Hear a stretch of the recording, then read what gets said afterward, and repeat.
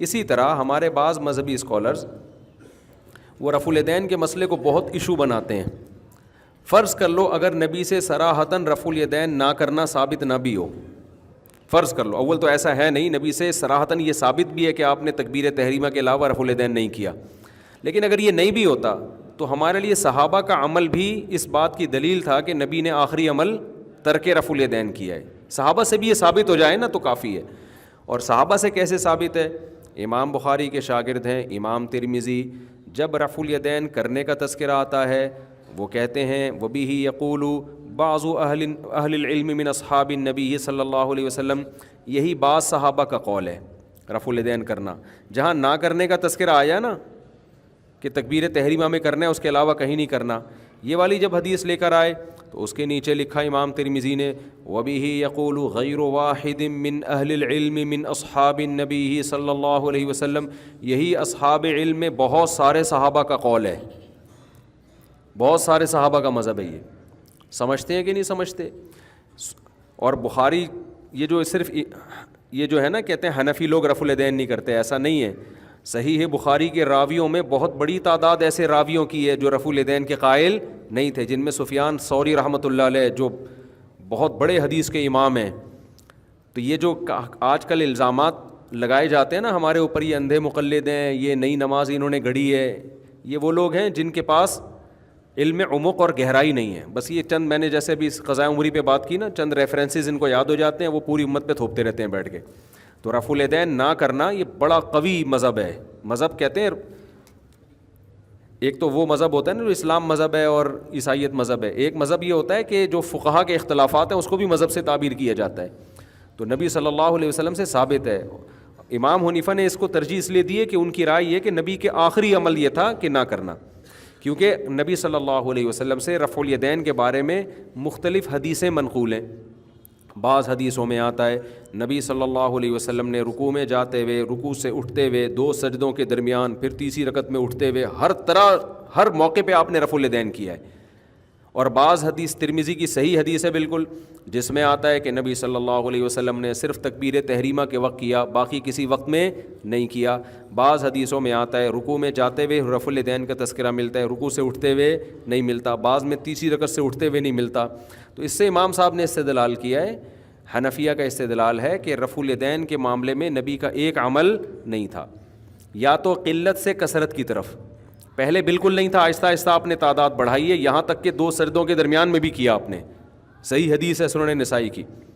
یا کثرت سے قلت کی طرف ہوا ہے, پہلے ہر موقع پہ ہوتا تھا, آہستہ آہستہ آپ نے اس کو ترک کیا. تو یہ دوسری رائے امام حنیفہ کے نزدیک راجح ہے. یہی وجہ ہے کہ 2 سجدوں کے درمیان رفع الیدین کا کوئی بھی قائل نہیں ہے, اس کو منسوخ سمجھتے ہیں. تو ہم کہتے ہیں جیسے آپ اس کو منسوخ سمجھ رہے ہو نا, تو ہم باقیوں کو منسوخ سمجھ رہے ہیں. دوسری بات یہ کہ امام ابو حنیفہ رحمہ اللہ تعالیٰ کے نزدیک وہ حدیث جو اقرب الی القرآن ہو اس کو وہ زیادہ فوکس کرتے ہیں. قرآن مجید میں آتا ہے کہ قوموا للہ قانتین, خشوع و خضوع کے ساتھ اللہ کے سامنے کھڑے ہو جاؤ. تو کہتے ہیں رفع الیدین نہ کرنے والی نماز وہ خشوع و خضوع کے زیادہ قریب ہے, کیونکہ اس میں حرکت کم ہے. تو ہم یہ مانتے ہیں کہ نبی نے رفع الیدین کیا ہے, لیکن آپ بھی تو مانو کہ نہیں بھی تو کیا. اب کون سی نماز کو ترجیح دیں گے؟ تو بعض لوگوں نے دیکھا کہ بخاری مسلم کی حدیث ہے کرنے کی, تو انہوں نے بخاری مسلم کی بیس پر اس کو ترجیح دی. اور بعض فقہا نے دیکھا بخاری مسلم تو ویسے بھی امام حنیفہ کے بعد آئی ہیں, اور بعض نے دیکھا کہ نبی کے آخر سے آخر عمل کو دیکھو, اور صحابہ کے عمل کو دیکھو, اور تیسری چیز اقرب الی القرآن ہونے کو دیکھو. تو اگر آپ اس کو اس طرح سے حل کرو گے تو آسانی سے حل ہو جائے گا. اور اگر یہ جو آج کل یہ جو اسکالرز نے کیا ہوا ہے نا کہ یہ رفع الیدین سے ان کو بغض ہے, ان کو دشمنی ہے, یہ زہر کا پیالہ پی لیں گے, رفع الیدین سے ان کو کبھی جواب نہیں دیں گے, یہ جاہلوں کا طرز عمل ہے جن کو علمیت سے کوئی واسطہ دور دور کا بھی نہیں ہے. اور یہ جاہل لوگ جب تک ہمارے ہاں مسلط رہیں گے یہ فرقہ واریت کو ہوا دیتے رہیں گے. وہ سمجھتے ہو کہ نہیں سمجھتے؟ فقہا کا جو طریقہ ہوتا ہے وہ ایک دوسرے کے احترام کے ساتھ کہ یہ ہماری رائے ہے لیکن ہمیں اس پر اصرار نہیں ہے. اگر کوئی دوسری رائے کو ترجیح دیتا ہے, ان کے پاس بھی دلائل ہیں, وہ بھی ایک رائے ہے. دیکھو ملیشیا میں ہمارے دوست تھے, تو وہ شافی لوگ 2 نمازیں سفر میں اکٹھی پڑھتے ہیں. تو انہوں نے اعلان کر دیا کہ بھئی جو فقہ حنفی کو فالو کرنے والے لوگ ہیں وہ ہمارے ساتھ عصر نہ پڑھیں, کیونکہ ہم ابھی عصر پڑھ رہے ہیں, وہ غلط فہمی میں ظہر سمجھ کے نہ شامل ہو جائیں. کوئی مناظرے کا چیلنج نہیں دیا انہوں نے, بھئی ٹھیک ہے وہ بھی ایک رائے ہے, اگر آپ یہ سمجھتے ہو مضبوط رائے ہے تو آپ اس پر عمل کریں, ہم اس پر عمل کرتے ہیں. یہ صدیوں سے طریقہ چلا آ رہا ہے. اگر ملیشیا میں کوئی یہاں کا فتنہ ہوتا نا, جو یہاں کے ٹچے آج کل نئے نئے آ رہے ہیں فتنے, تو وہاں مناظرے کی مجلس قائم کر دیتا.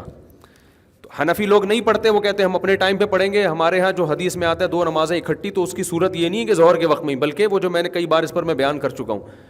تو وہاں مناظرے کے چیلنج شروع کر دیتا, اور ہم پھر قواریت کو نہیں مانتے, ہم قرآن حدیث کو. ابے تو قرآن حدیث کو تو مانتا ہے, لیکن قرآن حدیث کی یہ تشریح تو اپنی طرف سے کر رہا ہے نا.